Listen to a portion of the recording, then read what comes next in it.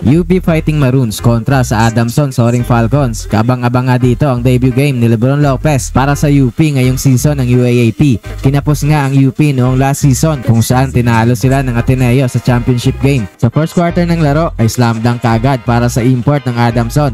Pero agad din namang nakabawi ang reigning MVP na si Malik Diouf. Parehong ang hirap sa opensa ang dalawang kupunan sa mga unang minuto ng quarter. With 6 minutes remaining ay dito na pinasok sa laro si Francis Lopez kung saan agad itong nagparamdam sa opensa sa kanyang drive sa basket.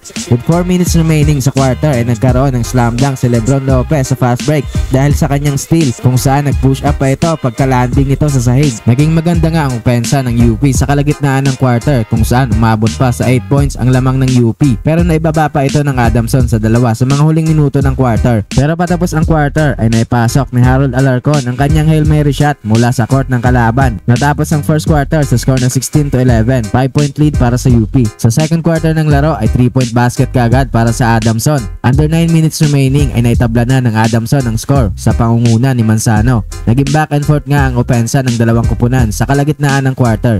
With 5 minutes remaining ay slam dunk para kay Malik Diouf at sinundan niya pa yan ng isang 3-point basket. Good move naman para kay Alarcon sa kanyang drive sa basket para gawing double digit ang kalamangan ng UP with 3 minutes remaining sa quarter. Natapos ang second quarter sa score na 31-25, 5-point lead para sa UP. Sa third quarter ng laro ay basket agad para kay Kagulangan. Balik nga sa double digit ang kalamangan ng UP sa back-to-back 3-point basket ni CJ Cancino sa mga unang minuto ng quarter kung saan umabot na sa 15 points ang lamang ng UP.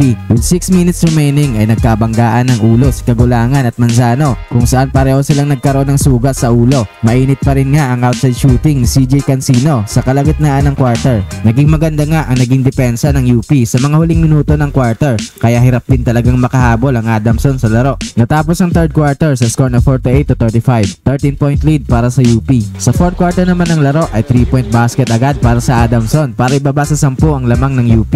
Pero sa tuwing makakabasket ang Adamson ay may sagot agad ang UP. Sa kalagitnaan ng quarter ay patuloy ang magandang opensa ng UP kung saan umabot na sa 20 points ang kanilang kalamangan sa Adamson. Sa huli nga ay nahirapan ng makahabol ang Adamson sa laro. Panalo nga ang UP Fighting Maroons.